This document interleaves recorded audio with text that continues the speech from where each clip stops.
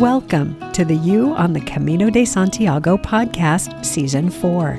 This podcast is for and about people getting ready for their first ever pilgrimage on the Camino de Santiago in Spain, France, and Portugal. With your host, Camino guide and longtime pilgrim, Nancy Reynolds of the Camino Experience.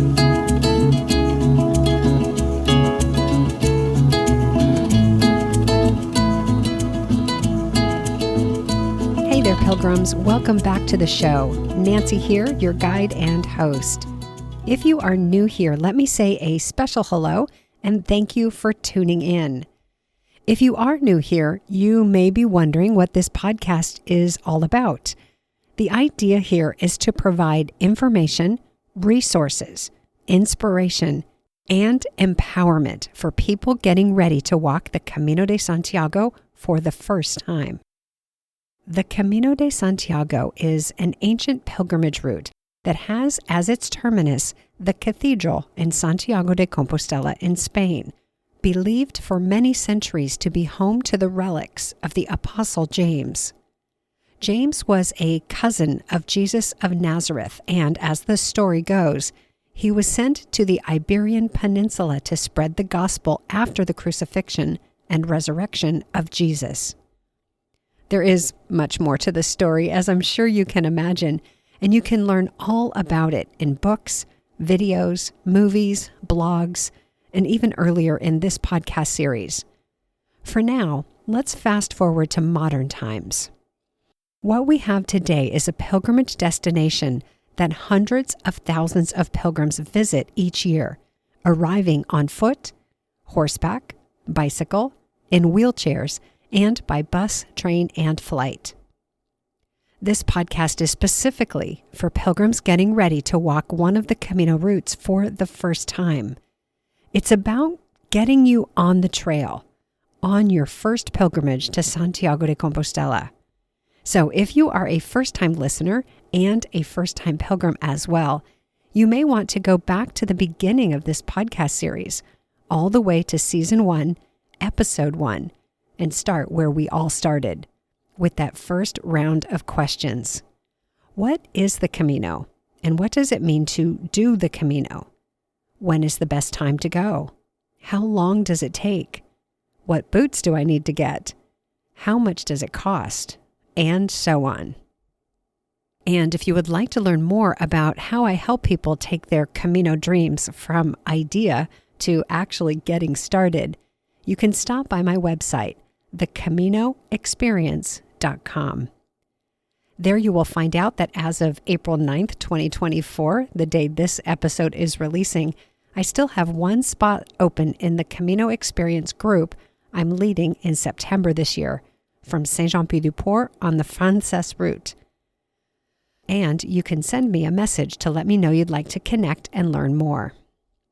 If starting or walking the Camino with a group isn't what you imagined when you see yourself on the trail, I also have a couple of self-guided or self-directed options for you that will give you the confidence to get from where you are now to your first steps on the trail.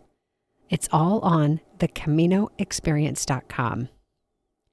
While you are on my website, be sure to grab your copy of either my top 10 Camino tips that don't usually show up on the top 10 lists, or my Camino Planning Roadmap.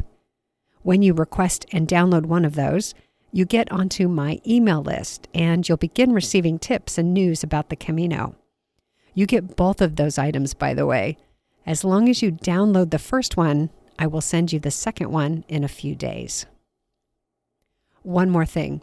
If you are listening to this podcast well past its release date, please do stop by my website anyway to see what's going on now or in your now.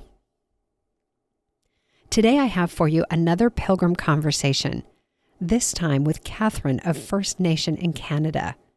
In case you don't know what that means, stay tuned all the way to the end of our conversation because Catherine and I recorded an additional bit to explain her heritage. The short version is that Catherine is a member of the Indigenous Anishinaabe people of Canada, and as such, she feels a deep connection to the land and her people. She loves to garden and touch the earth, and she will be taking that love and passion with her to Europe. At the end of every episode, I ask my guests what questions I can answer for them. And Catherine asked about SIM cards and eSIMs. So we do a walkthrough of that diverse world. Be sure to check out the show notes for the resource on the topic that I talk about in my answer, which was created by Lachlan Cook, one of the pilgrims in one of the groups I led way back in 2015. He's a bit of an expert on this stuff. All right, let's jump right in and meet Catherine. Catherine, hi. Thank you so much for being with me on the podcast today. Oh, you're welcome. And I want to say I've been listening to your podcast now, maybe for about 6 months. When I go walking, I put my headset on, and I don't know how I came across your podcast, but I did. And I have to say, I was really drawn to your clear diction and your warm voice. You just have that voice. And I remember sharing my headset with my daughter, and she heard your voice. She said, "Oh, that'll make things so much easier listening to her. She has such a nice voice." Oh, thank you. You have a lovely voice. Thank you. I appreciate hearing that. I never, before July of 2022, imagined myself as a podcaster. Never even thought about it. But You have a radio voice, though. You just do. Thank you. Thank you. Maybe that will be my next career. Could be. Yeah. Well, I am eager to hear where our conversation goes. There were a few things that you wrote when we were corresponding back last year about you being a guest that really piqued my interest. And I think I think we've got some fun things to talk about. But why don't we start where I always like to start, which is to put the pin in the map. Will you share with us your Camino plans? So my Camino plan is I've allowed myself a lot of time to do this, probably more than what the average person would be. I mean, your listeners can't see that I'll explain where I am on the hills of life that's coming. But I'm definitely closer to a retirement age as opposed to someone that's really virile and is just going to, get everything down in the prescribed time, because there seems to be that when you look at the different people that have done the walk, if you look at just the plans of people walking the Camino, like, oh, it's like 20 kilometers here and 28 to there and so on.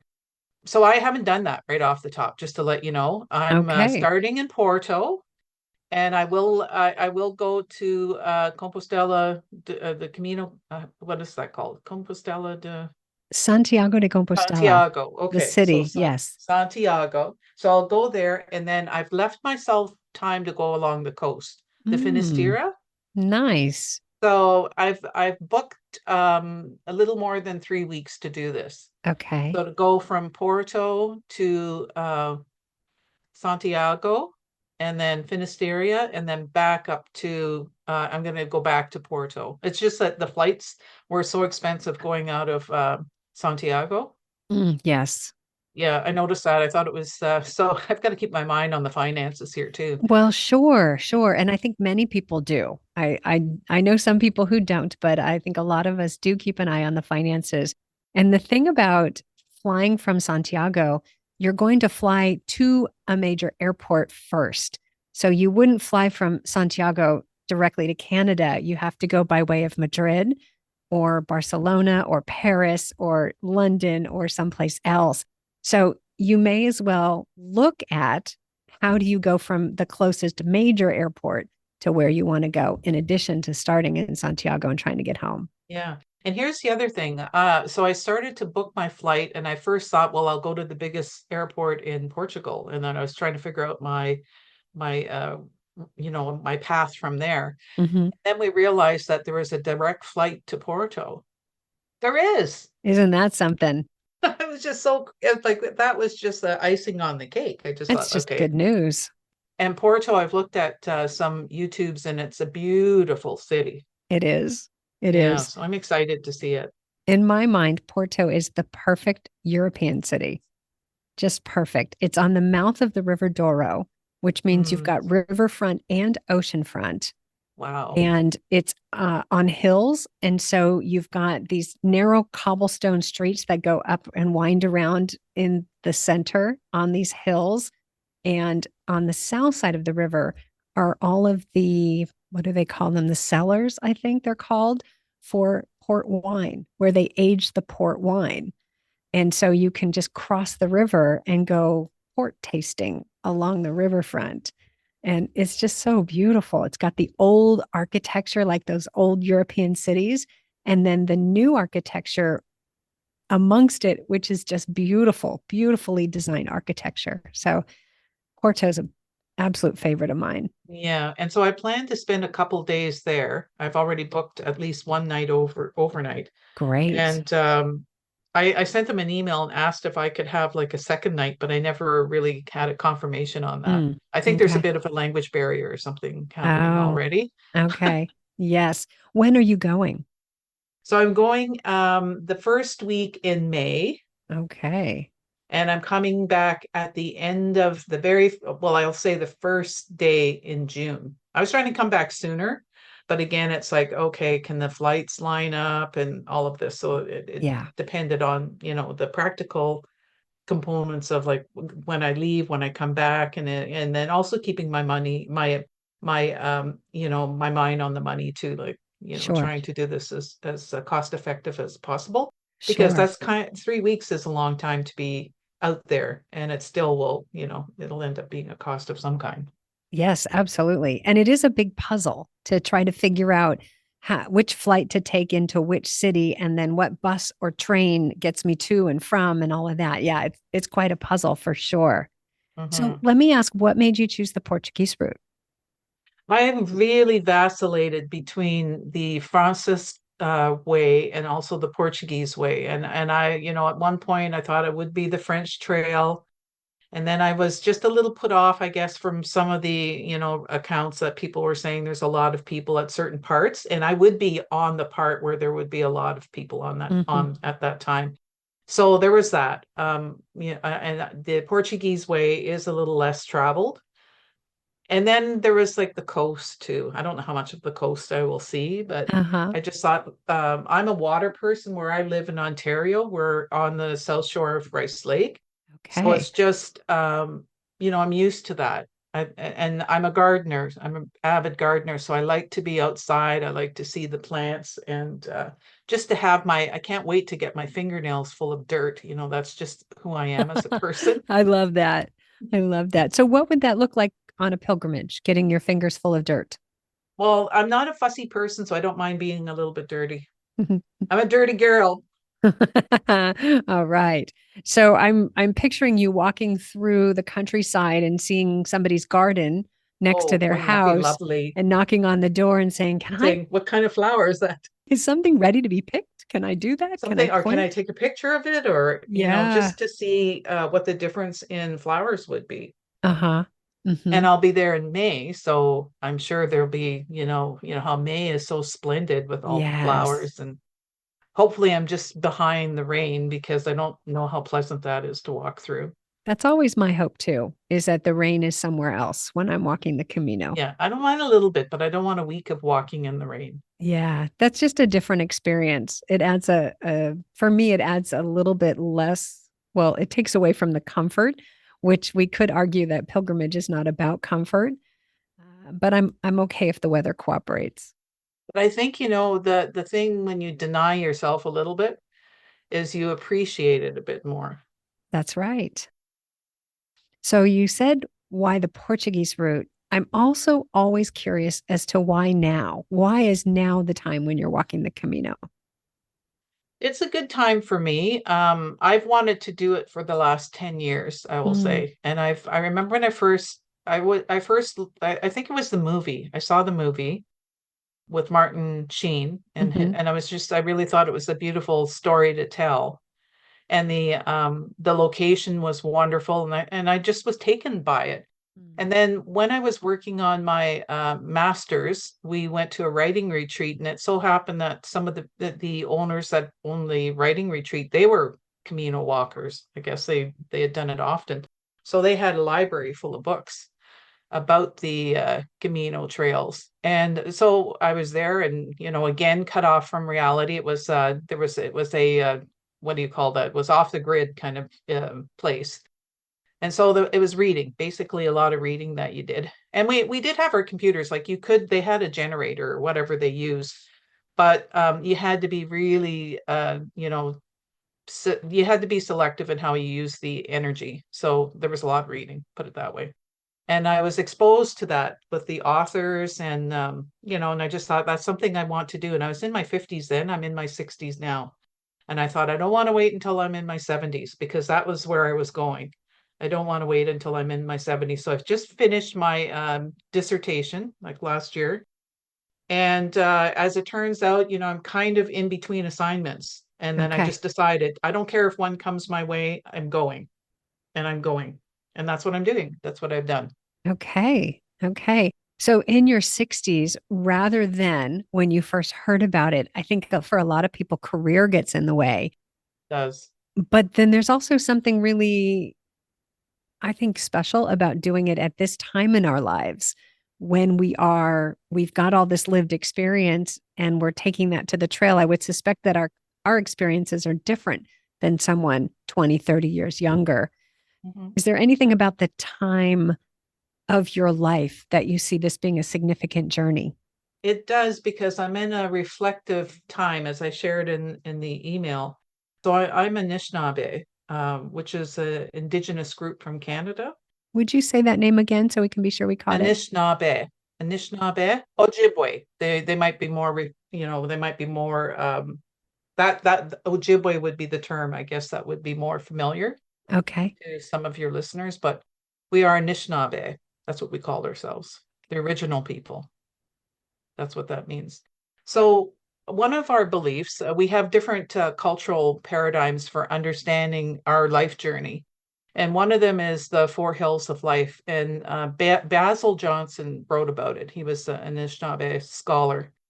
And he wrote about the Four Hills of Life. And they describe it as we are truly spiritual beings having a human experience. That's what they say. And I guess it kind of, maybe is similar to religious understanding, but it's not. It's not that. And so just to drill it down, so we come into the world as we come from that spiritual realm, and we have four hills to walk. And the first hill is our youth. So where we learn about acceptance and being able to understand the world and language, all those things we learned on that first hill. The second hill is a little steep and it's high and it's fast. It's like a really steep hill. That's our youth, where we're really exploring our identity. And we have all kinds of experiences and it's fast. And we have people coming and going out of our lives. And we get little flashes of spirituality, Mm. but not a whole lot. And then the third hill is adult. So that's that hill that I was on when I was in my 50s, where you have responsibilities and you have family commitments and you're bookended by two generations. So you've got youth and then you've also got your parents. And sometimes we're caring for both at the same time. Yes. So it's not as steep a hill, it's a shorter hill, but it's long. It's a long hill. And you're carrying like a backpack because you're carrying a lot of responsibility.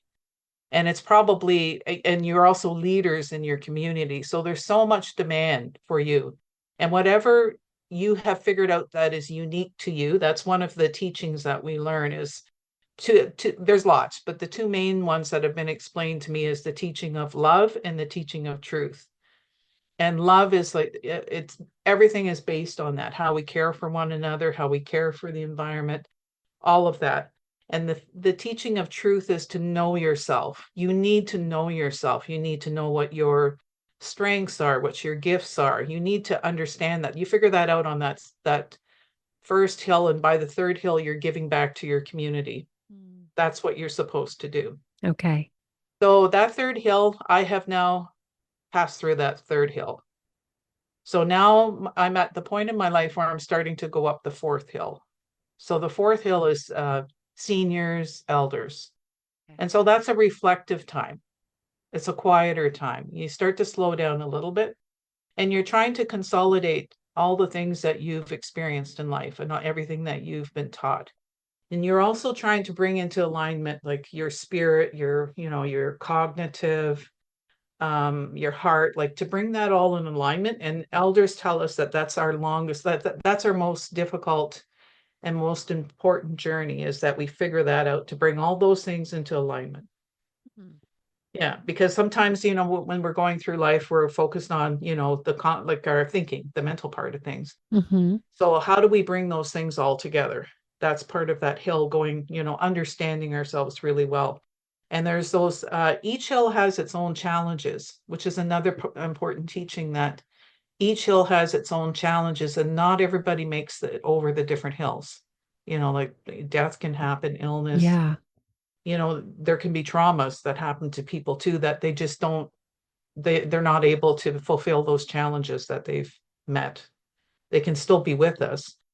And it helped me to be a more compassionate person, to understand that, like, why are some people stuck? It just seems like, if there's addictions or whatever, how do you, Mm. Mm. so they're stuck where they are. They haven't figured out, there's been so much trauma. What happened to them? We don't know, but something has happened that they haven't been able to make it over the hill. So what you're saying is you can actually not complete all the tasks is probably not the right word, but all of the growth and what's available within one of the hills and find yourself at the next hill already. Or maybe you don't even get over that second hill. Your Oh. body can start to age, and maybe your spirit hasn't, you know, done that work, or done that knowledge, or finished that knowledge. So it's important in our life journey to be able to go over all those hills, Mm-hmm. so that when we get to the end, when we're coming down, it's a preparation of returning our spirits when we come down the hill on that fourth hill, because our body slows down, but we are, we're wise, we're able to contribute, that we understand ourselves, and we're preparing, because we all die. Mm-hmm. It's how we prepare to die. And then you think about the word that we use is minobamadzwin, so the good life. Did you achieve your good life? Did you learn what you should have learned? Did you understand who you were, the gifts that you were given? Did you give back to your community? Yeah. Did you understand what love meant? So only you can answer that. Mm-hmm. Sure. Hmm. And is there guidance from the elders to go through these four hills? Always, there's always guidance. What does that look like? So our elders have a lot of knowledge, and yet they're very kind and reticent people. They understand that you have to walk this path yourself. It's your path to walk. No one can do it for you, but they are there to provide wise counsel to whatever they've learned. They can share that, and maybe they had a similar experience. Who knows what it could be, like different people. I work with some as a university adjunct professor. And it's surprising when people are on that adult hill, like they're going through divorces, and they're having like significant challenges. And sometimes they need just wise people to talk to them, elders. It doesn't mean that they fix the problem for them, but they provide the counsel, the ears, the listening, the understanding. And that goes a long way. It does. It's sort of a feature I like to refer to as bearing witness, Yes, where yes, there's someone who can hold the space and witness you going through it as sort of a representation that you will make it through it. exactly. Yeah, and it's one of the things that I love about the Camino and being a guide on the Camino is I see that as one of my greatest responsibilities is to bear Hmm. witness to other people's journeys and hold that space that says, yes, you can do this. You will complete your journey. Yeah. Yes, and I kind of when you were just saying that, like a flash came to my mind when I had my first child. I remember being, this is kind of funny, but I remember being in labor, and of course, never having gone through it before. I just thought, okay, that's it. I'm done. I can't do this anymore. We will not survive. How is there a human race? That's it. I'm done. I'm done. I tried this. It's not working. So we'll stop and go do something else. Is that the That's right. plan? As if that were possible. So it's kind of like I don't know, a little bit of a metaphor there too, because we can't just check out. Right. We have to do our best to get over those challenges that we have. Yes. And then one of the other teachings too that I think is really important for youth, because we're in a really difficult time right now. And I see it with a lot of youth that don't want to have children. They've made up that decision, like they don't see a future. Mm, they'll tell you that they don't see a future. mm. I have two children that are adult children that, are kind of exploring that. Like, what does that look like? The Okay. environment seems to be in trouble. There's always like unrest. There's such injustice going on. There's horrible things going on in the world. And one of our other teachings is that on that adult hill, that third hill, that we're bookended by the generations and we're so overwhelmed and we have such heavy responsibility, is that we try to remain hopeful for Mm. the generations coming. Yeah. It's a duty actually to remain hopeful. Oh, Yeah. wow. Yeah.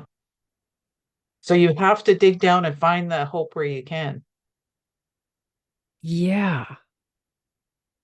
Wow. And that is which hill is holding that space? Is that the Elder Hill? No, that's the elders. I had an elder tell me this, and it was I understood it to be part of that adult being part of that third hill, because you are, you're in between those two generations and you're overwhelmed and you're bringing up youth, and sometimes you have teenagers, to remain hopeful that Hmm. there is purpose, that there is a future for them too. Because I'm seeing more and more of our youth that are just, have kind of given up. Mm. That's not a good space for humanity to be in when No. our young generation starts to give up. What do we say to them? How do we support them? Well, I would turn to our elders and try to find those moments and celebrate those good things that Mm. are those positive things. Yeah. And that means like sometimes you have to. I know I'm kind of drawn to TikTok and all of this kind of thing too. And you see that, there's kind of like this, I don't know, there's this pull to things that are not good, Mm. not healthy. Like I'm not doing a duality of good and evil, or anything like that, but that we need to sometimes prepare ourselves to think a little bit more healthy by surrounding ourselves with more healthy things. Yes. Like it sets Yes. the stage, the tone for our thinking.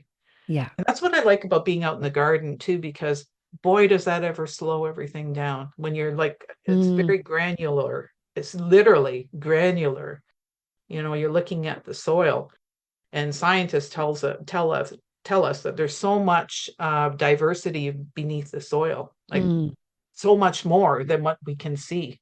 And that's because decay and regeneration is happening at the same time. So there's like, There's life happening that we sometimes assign a negative connotation to. We say that's not good. Decay, that can't be good, yes, but it's necessary. It's part of the process, isn't it? it's part, and that's where there's some rich microorganisms Yeah. happening there. I'll give you an example with Anishinaabe Moan, that's Ojibwe language. Minido means the great spirit, our great spirit, Minido. Minido Shug, Sinug, or I might be saying it wrong, but it's kind of like a longer drawn out ending for the word Minido. And you know what that means? That means bugs, like insects. Hmm. So the analogy there is like when you think about it, like we call them the little spirits because they come and they wake everything up, and they have this incredible potential to just, of creation that happens all around us every year. Yeah. It reminds me of the worker bees in the hive. That Yes. there's got to be something in there that's doing the work and that's keeping things moving. And it really does. I mean, I can lay out what you just said over the Camino and look at the arduousness of the journey of walking however many kilometers you're walking up and down hills in all kinds of weather. We need to hang on to hope. We need to hang on to that belief that we will reach our destination, that we will complete this, and that there is hopefully good along the road and good connections and good interactions and good experiences. But there are days on the Camino when you are certain that is not true. Well, I will experience that, I'm sure. Like I'm a realist too going into this. Yeah. So I picked up this article. You might find it interesting, Nancy. Do you like reading articles? I do. What you Okay, got? so this one's called Mental Movements: How Long Distance Walking Influences Reflection. processes among middle-aged and older adults. Oh, So it's right in our pocket. that's us. It's in my pocket. No, that's me. I'm 58. That's right there. Yeah, so that and then he talks a little bit about liminal space. So liminal space is kind of like, empty hallways and, empty junctures, like where train tracks are. So he talks about liminal spaces. But it's, for me, it's not an empty space, like it's a path. We're on a path. We're on a path of trying to reflect about learning. And I think as we get older, we are further away. Yes, we have all those experiences to reflect on, and there's things that have happened to us, but we're also, I think, mentally starting to get ready too, I think. That we're not going tomorrow, but we also know that life is not infinite. We are here for a shorter amount of time. I think we start to realize, we conceptualize this in our 50s. I think we start to get that. I think you're right. I had a huge sense when I hit 50 that time is limited. Mm-hmm. I don't like to say time is running out, but there is a finite nature to time. Yeah. And that time of reflection, like if you're going to do the Camino, you're probably between 50 and 70. And I think after, like, you're maybe you get up to 80, it's going to be a little more difficult to A do little that. challenging. Yeah, I'm not saying no one does it, but A lot of people do. You're going to see quite a lot of people over the age of 70. I know it's really wonderful. And a lot of young people as well. good. Yeah, people of all ages. I think we tend to notice people in their 50s and 60s because that's where we are. And they oftentimes will walk during the seasons when we walk. So when you're Ah, retired, you can go in May, you can go in September and October. You don't have to go in July and August when the younger people are out of school or the European countries have their natural vacation breaks. So we have that luxury of bookending it on the shoulder seasons. nice. Okay, well, that's good. That's good to hear. I wanted to mention something that you said. You use the phrase liminal space, and the Camino is often referred to as liminal space. Is it? It is. It is. Yes, there is sort of this ethereal feeling to it of being in the flow of the 1,000 years of pilgrim traffic that has been walking the Camino toward Santiago de Compostela out of devotion to an idea that something holy is at the end. And that combined with just, and I'm making this up at this point. This is my own interpretation. Wikipedia could say something completely different. But it seems to me that that energy combined with the hundreds of thousands of people each year who bring all of themselves to the trail, there is just something that becomes or that starts to feel otherworldly about the experience. And I have a theory that that's part of that is that we are at the pace of walking. And when we talk about our senses, they're not tamped down, they are full on. And something is happening. And I don't know, I challenge anyone to explain what is happening, but I think that's where we get the phrase Camino magic. Yeah, and when I think of liminal spaces, like I've looked at some photographs that are called liminal, whatever, what do they call them? Liminal phase, or yeah, liminal phase. But Okay. liminal space, sometimes you can't see the destination. Mm. Like you can't see that door where it's going. Like all you just see is this path. Well, and that's certainly true when you're walking the Camino. There is a destination, and conceptually, you know that it's there, but we don't see it until the moment we arrive. Yes. So the important thing then, one of the so I've been reading this guy too. I'm a reader. I'm a little bit of a nerd. So this guy here, you probably heard of him, Paulo Colho. Paulo Coelho. Yeah. Coelho. Yeah, so you've read him then. Yeah. Which book is that? This one's The Pilgrimage. I've got the other one. I have a friend from Mexico, and she just dropped them off. She said, "Oh, the Camino, give this a read." And I thought, Yeah. "Oh, yeah, it's amazing." The Pilgrimage by Paulo Coelho is set on the Camino. Yes, yes, he's looking for a sword. Yes. And the story that I've heard is that that is the book that got all the Brazilians to come walk the Camino when that No book came out. way. Yeah. And it happens in many countries. There was a German comedian who wrote a book. I want to say it was in 2006, 2007. And the next year, the Camino was flooded with Germans. And then there is a South Korean woman who walked the Camino and went back and wrote a book. And now there are thousands of Koreans on the Camino. Canadians. Are there any Canadians that have walked it? And Plenty. Well, I'm certain that there are. The English speaking world was influenced by the movie The Way, as you said, that came yes. out around 2010. And the Americans are now, the Americans have come in droves, but many English speaking countries are showing up because they heard about it through the movie. Yeah. And there's a sequel coming out of it too. Yes, there is. I'll be excited to see that. I know. I think a lot of people will be. Yeah, so that liminal space, though, it does make sense to me that, and he talks about that. He talks not about liminal space, but he talks about, what does he say? Something about so you, in other words, that the destination doesn't become as important as the journey. Mm, That the yes. journey is, yeah, and you need to be present. Like don't worry about the end so much. Yeah, Like, that's tricky. Maybe not so tricky for modern day pilgrims, but the early days of pilgrimage to Santiago de Compostela, it was a big deal before trains, planes, and automobiles because people would walk out their front door in their village. They would go on behalf of their village and make mm, that journey all the way to Santiago, receive the blessing that they believe is there, and then walk back. And so that's so different than what we do now. The destination is what draws you, but then the journey is what transforms you.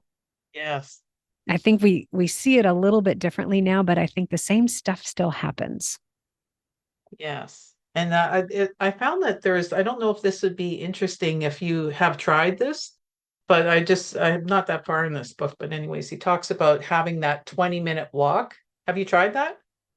Can you say more about it? I'm not sure the reference.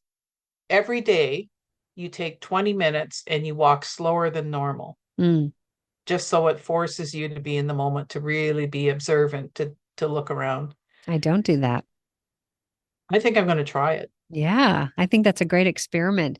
And I think we could also easily wrap that into preparation for the Camino Hmm. because for so many of us, our lives are at full speed.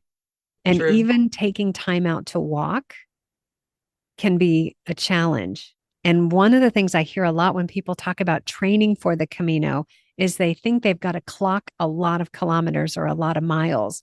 I have to get in 5 consecutive 20-kilometer hikes in order to be ready for the Camino. And I think that wouldn't hurt. That's certainly a good goal, but there's more to training for the Camino than the physical training. I think there is also the emotional and the spiritual training to recognize that we have the present moment right here. Maybe we can start practicing that now before we get there. That's such a good point, because I have beautiful walkways here that I Yeah. could be taking that in, and I've never walked it. I've never walked those trails. I've Yeah. driven by them in my car, but I Sure. haven't walked them. So I'm going to do that. I'm going to walk it Excellent. before I go. And what I like about that too is when you're getting ready for the Camino, especially when you're in the countdown mode, the last 2 to 3 months, there's so many things on your to do list. And I find my mind is racing every time I have to do this and this and this.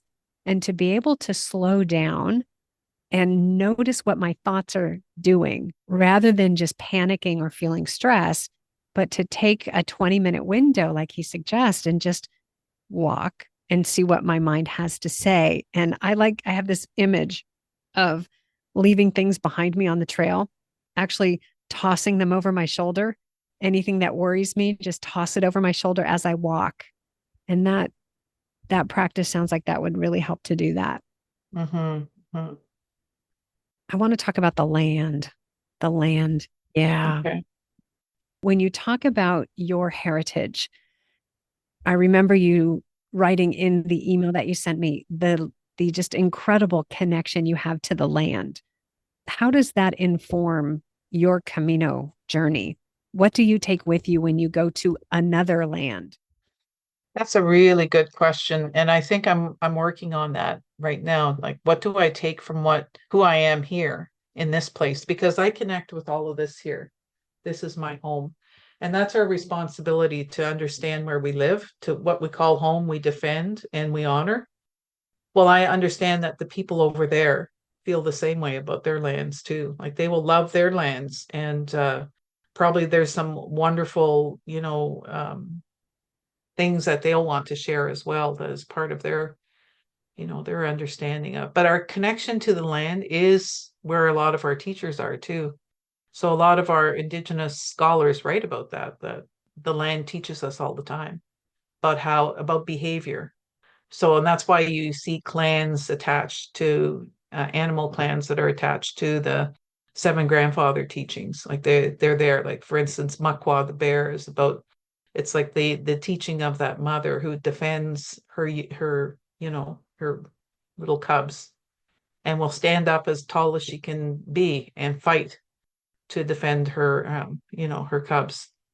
So it's all those all the animals and even the plants have taught us a lot if we pay attention. I remember writing about the story about the roses, how the roses at one time. Now this is just a story. I don't know if it's true, but the story goes that roses were so plentiful at one time that they were everywhere, and then humans stopped. And so this is kind of like a little bit of a story about forgetting and taking things for granted. So we stopped appreciating the roses, and eventually they started to fade. And then the rabbits, they kind of drooped down, and the rabbits started to eat them. And they blamed it all on the rabbits it was their fault because the roses were gone. So the human or Anishinaabe, what did he call him? Nanabajo grabbed him up by the ears, and that's how his ears became long. But at the same time, it wasn't his fault. It was our fault because we had failed to appreciate and take care of the roses. So now we have to take care of them. They don't grow without our help. We have to really take care of them. Oh, And they will, with their thorns, will protect themselves, from our negligence. huh. So those kind of stories. These lessons are everywhere, aren't they? They're everywhere. There's all kinds of stories. Every little tree, every little plant, they all have stories. So I want you to imagine that you're walking the Camino Portugues and you are in Portugal or you're in just inside the Spanish border. What's going through your mind, through your heart, through your experience as it relates to the land that you're walking on? I really want to take the time and really take it in, to see those different plants, to see those different trees. I remember going to Cuba and sitting on the beach and going, "Oh, wow, look at those trees and look at the brilliance of this sea. Like it's incredible." And I remember thinking, I'll never forget this. Like there's no way I'm ever going to forget this. And I haven't. Like it's absolutely beautiful. And that is part of our teachings too, is that we have to remember to walk around and see the brilliance in this world. That's part of the good things, right? That we pass Mm-hmm. on, that we have that ability. We were put in bodies that we can hear those things and we can create beautiful music. And all around us there's beauty. We just don't appreciate it. Mm. That's the problem. But we certainly have the capability to really engage with that wonder and that beauty. And so that's what I want to focus on as I'm starting on that trail. I want to see what's unique. And it's almost like being reborn in some ways too, because you arrive in this new place, you don't know it, you don't speak the language, you're kind of helpless, everything's unfamiliar, and you will start to have to depend on people that you don't know. Yes. So it's kind of like experiencing life, and I think that's part of wanting to do it at this stage too, because I do want those kind of experiences. I want to have those memories when it's my turn to go. I want to be able to say that I did all, not that I'd crossed it off a list and it was on my to-do bucket list, but I really want to have that experience of beauty Mm. and wonder. So I want to see those the harbor that you talked about. And I have seen some in photographs, and the rails and how it looks at night. Yes. Yeah, it just looks incredible. And I would like to see every corner of the world like that, but it's not, it's impossible. We just can't see it all. Unless you devoted yourself full time, full budget. Let's go see every corner of the world. You know, it reminds me when you talk about bucket list, I always want to ask, why is it on your bucket list? Because I think that's what you're looking at is not that it is on the list, but why are you doing this? What's the reason that this is so compelling and that it's calling you? And it sounds like at this time in your life, as you are approaching that fourth hill, and Hmm. you are realizing that this is the time, it's time to really pay attention and to do it consciously and take that to the Camino. That will give you such a rich experience. Hmm. Hmm. And it's the land, and it's also the people of the land too, like the people that are there, and maybe the visitors too. Like, what's their story? Like Yeah, everybody has their own story, and it's everyone does. yeah. I used to be, not I'm kind of an introvert in some ways, so I rail against that. But what did I hear? Don't go by first impressions. Two things. Don't go by first impressions because they're usually wrong. So keep your mind open that Yeah, first impressions are not going to help you figure things out at all. Like, you need to go deeper. sure. And so that's what I'm thinking when I go there. Like, I do want to meet new people. And Yeah. what is their story? And I don't know. We'll see. We'll see how it all goes. Yeah. And it's really fun when you're on the Camino to get past that first level or that first layer of where are you from and where you started, where did you start walking, to find out who is walking the trail and why. And it used to be, I remember when I first started walking the Camino, we didn't ask that deep of a question right away. We took our time and let the trail unfold and kind of get around to knowing each other in that way. And I find now people are just, it's the first question, why are you walking the Camino? Oh, well, actually, that's my life story. Hold on. How much do you want to tell right away to someone you're just meeting? And I think those conversations are where these deep connections begin to unfold. Yes. Yes, and I'll even go a little deeper with that too, Nancy. Please. Like, I'll share something with me. So I shared that I'm a little bit of an introvert, but I'm also a person like, when you mentioned the wine part, I thought, "Well, I don't know if that's going to be a good choice for me." But during the pandemic, and during the pandemic, I really started drinking a lot. Mm. Yeah. And I can make my own. I had it in the basement, it was easy. I could go down and, make it all up. And then I realized, like, whoa, it's getting away here. It's getting Mm. away on me. And so then when I did quit, I went to the I went to the naturopath store, and I was like almost embarrassed. I went in there and I said, okay, I've quit doing this. I need some vitamins or whatever, like, just to. And she said, don't worry about it. She said, I have 5 people in here every day that's got the same issue. Yeah. So for me, it's also like that. Like, and once I quit drinking, I was able to power through and get my dissertation done in 6 months. Wow. Yeah. It's amazing how these things can get in the way. It certainly can. And I was like very functional, I thought I was very functional. But once that was out of the way, like, it's kind of like a cloud there that takes up a lot of space. Mhm. So once that was out of the way, got that done, got this done, got that done. Okay, that's it. It's not a bucket list, but it just opened up more possibilities for me. Yes. Yeah. And more healthy related things too that I wanted to, like, to have the challenge of doing the walk, and then also, having a clearer mind to be open to that as well. Sure. I think it was the right time for me to think about it. Yeah, it was the right time. Yeah. Love that. Well, I want to ask if you have any questions that I can answer for you. But before I do, anything else you'd like to share with us?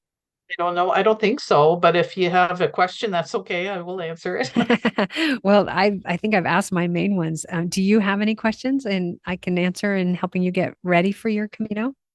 Okay, so I shared that I'm, a little bit of an introvert, that I had a little, I was flirting with a drinking problem. I've shared that, Mhm. but I have some air flying anxiety, and it's not looking good these days, Nancy. It's not. Mm. What's your concern? So my concern is like, you've done this a lot. How do you feel when you're up in the air? Like, do you feel like there's been no episodes where things were close or that you felt like, you know, No, you were in danger? You've always felt really comfortable up there. I haven't always felt really comfortable flying. I have probably lately, the last 20 years or so. When I was 22, I was on a flight to Hawaii. And they said, I think they said, we're going to have to turn around and go back. We don't have an indicator for the landing gear that it went up correctly or something like that. And so, of course, we're thinking, okay, I hope that's a true story, that that's what it is. And it's not that the landing gear fell off and they don't want to mention it. Or I hope it's not because that it actually isn't functioning and we're going to hit the ground without landing gear. You know, what the human mind does is we go directly to the worst case scenario, directly to everything that is wrong. And this is not going to end well. And I think that we can train our minds to some extent. You know, these are natural fears where we do fear dying, whether it's a part of our daily lives or not. We do at some level fear. I fear the hard impact. I'm not afraid of what comes after, but I'm afraid of the pain that comes if I were to be in that situation. When I fly, what I think about, I have a friend who's a pilot. His name is Wayne. I imagine Wayne sitting in the seat next to me, explaining to me what's going on and explaining why, no, this is normal. This is totally normal. Yeah, no, that's supposed to happen. Let me tell you what the pilot's doing right now. So I just imagine that Wayne is sitting there talking me through it. I Okay. also sit in the middle of the plane on the inside. I don't sit by the windows. In these big flights that go overseas, you've got two or three seats on the window side, and then you have a middle section with 3 to 4 seats.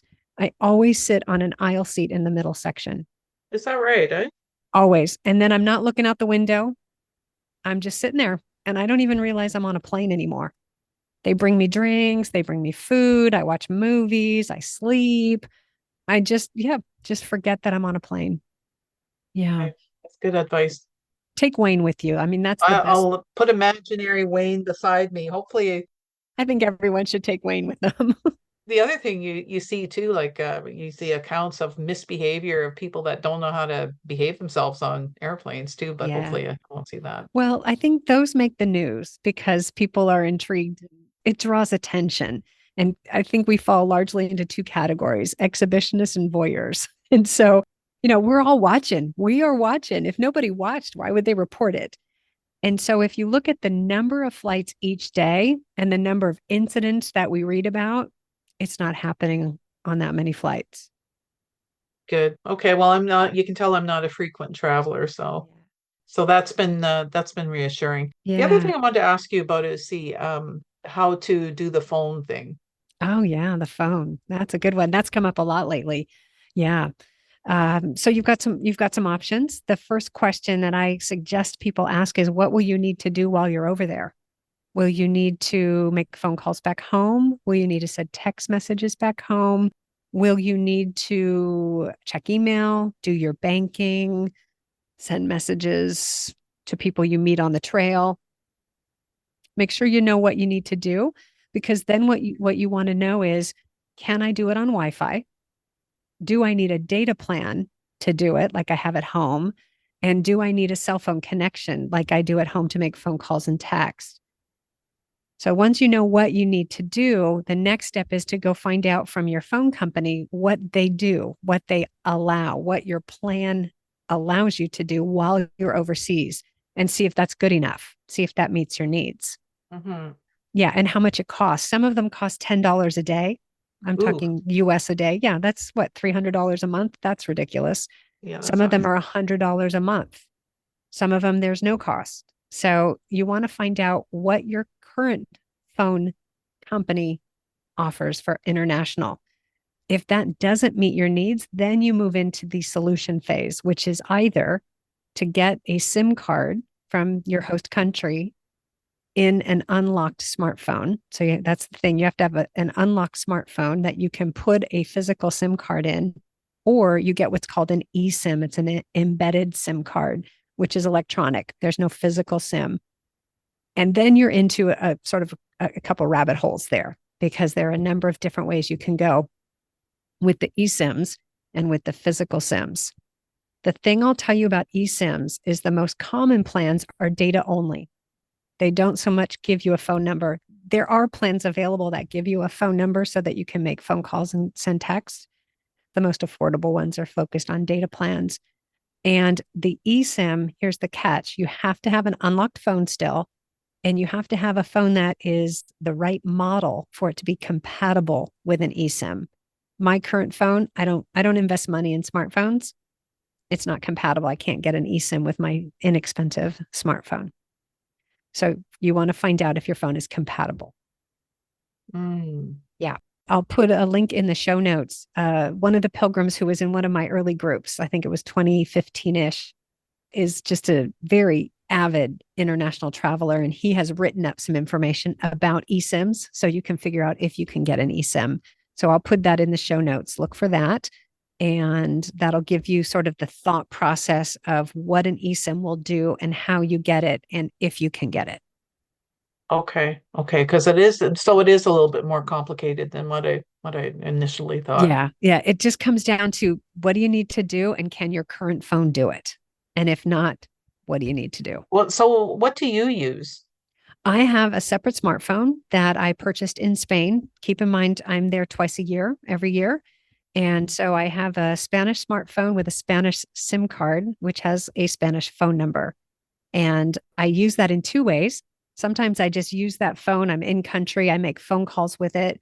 It's got an incredible plan, 50 gigs of data, 800 minute to phone calls within Spain and to the US for 15 euros a month. Seriously, it's nothing.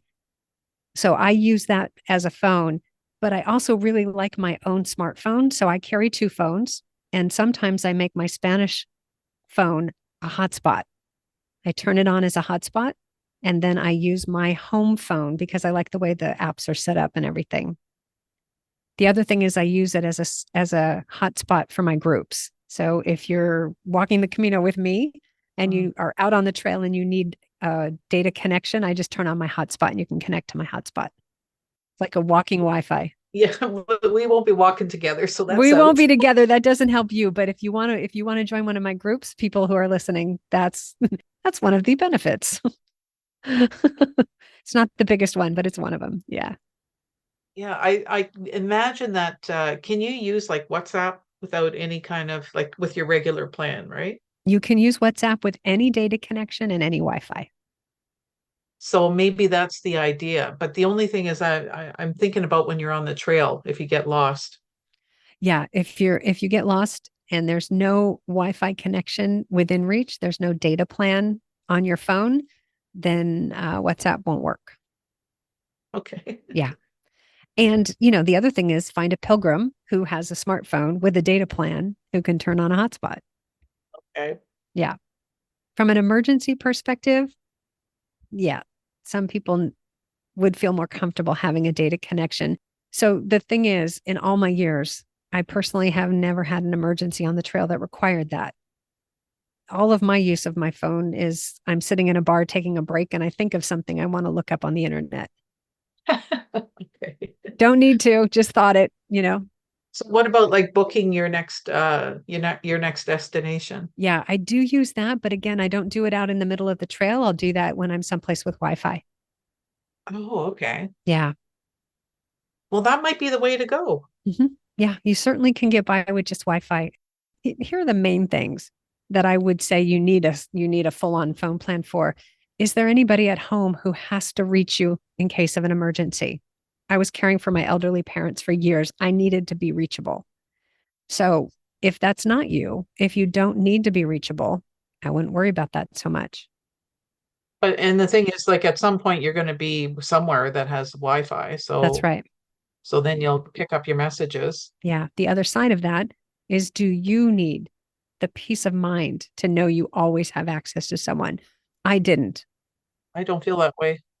I feel comfortable relying on the pilgrims around me to help me, or I'm often the one who would offer the help, let me make the call for you. Yeah. I'm from the generation too that we didn't grow up with cell phones. No, we did not. Not. My first 7 years on the Camino, I didn't have a smartphone. I didn't have a cell phone on the Camino. I only got one when I started leading groups. Yeah, I think it's perfectly acceptable and adequate to be able to chat with people, a few times throughout the day Yeah. where there's Wi-Fi. Yeah. And if even that, Exactly. if even that, yeah. How about we just talk to the people who are within our earshot? Exactly. Yeah. The person sitting next to you, the person on the bench, the person at the next table.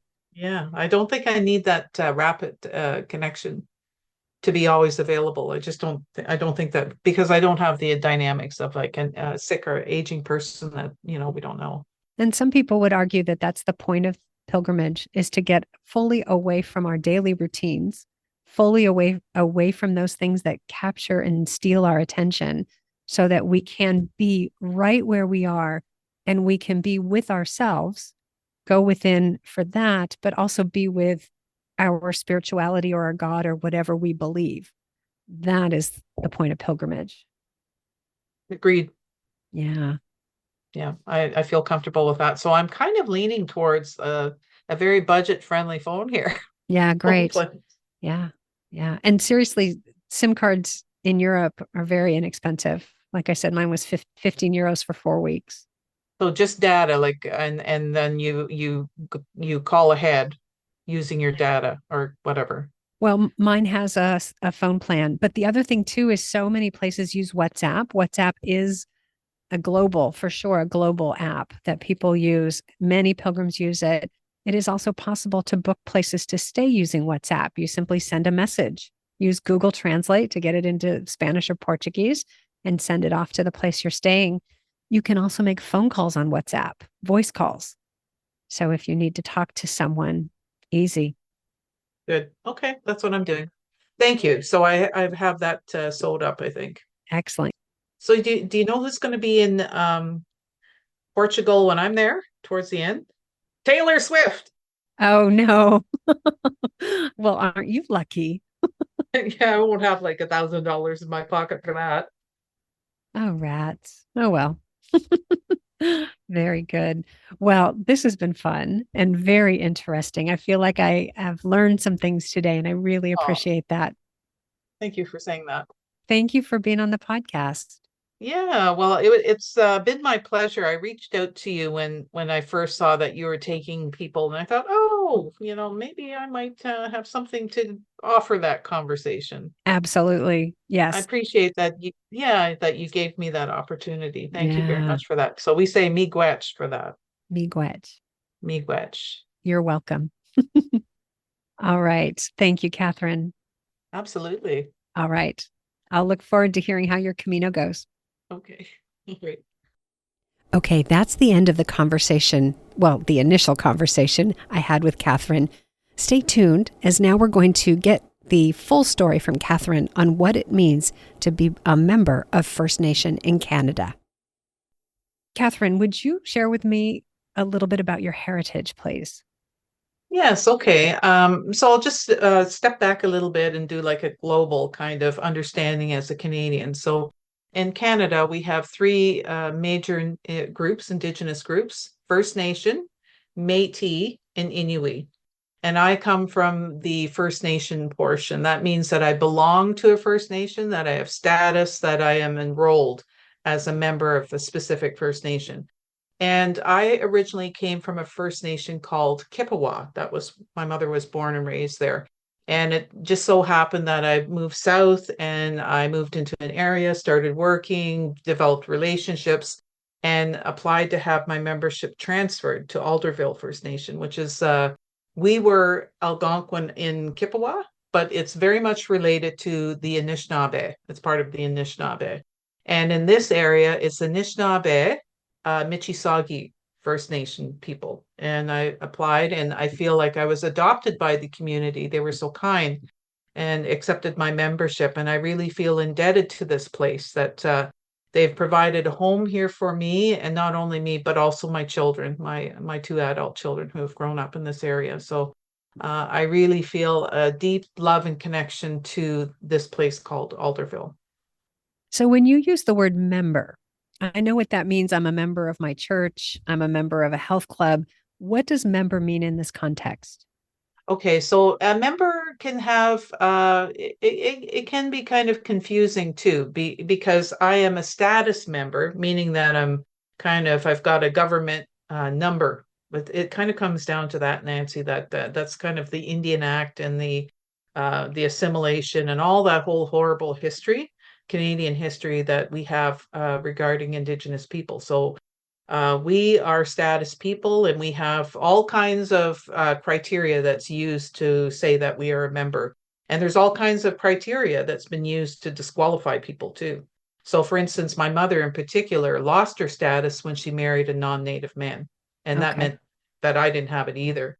And so it became a lot of the Indigenous women that really felt this injustice really fought against it, and they actually didn't get anywhere in Canada with this injustice. They had to take it to the United Nations, where they were able to get support, and that changed There was an amendment to the Indian Act, Bill C-31, and then these women could come back.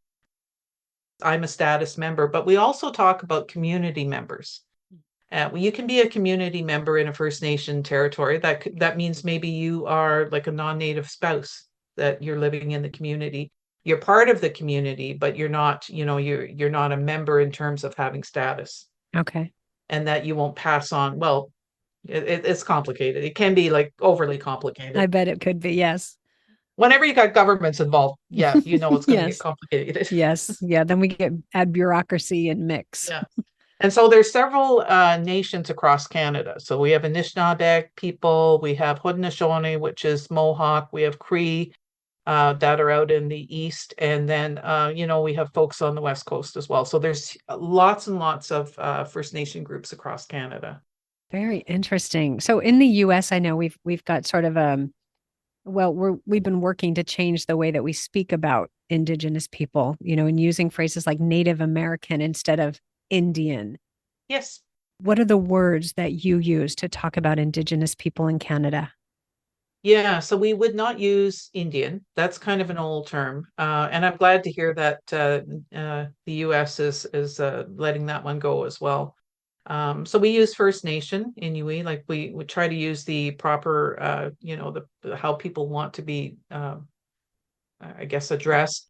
And then if you know that they belong to a particular group, then you use that, Anishinaabe. So, then you drill it down a little bit more. But if you don't know, Indigenous is fine, or First Nation. Yeah. But Indigenous is definitely preferred to Indian. In fact, if you say Indian, it really kind of shows your ignorance, that you haven't evolved very much to be listening to what the dialogue is. Yeah. And I appreciate that, having traveled to India, where there are actual Indian people, and the US and Canada are large destinations for people immigrating from India. Yes. So we get that additional cultural benefit or bonus, I would say, to have that come into the mix. Yeah. Mhm, mhm. And we spend a lot of time in schools going through this too, because a lot of our change can happen in the schools. I mean, we don't load it all up on the schools, that they've got to do all the changing and thinking and all of that. But we do start there as well, that we start to, let's use the proper terminology here. Let's try not to be offensive. And when I hear people argue about that, like, it's like it's too much for them to consider doing that. It shows like a real lack of effort on your part to Mm. be a considerate human being. Like, why would that be so difficult? Yeah, I appreciate that. Yeah. We are capable of doing harder things. I think we are. I think we are. And we could spin this off into a whole other podcast series. Exactly. It's not that hard. You can do it. You could do it. I believe in you.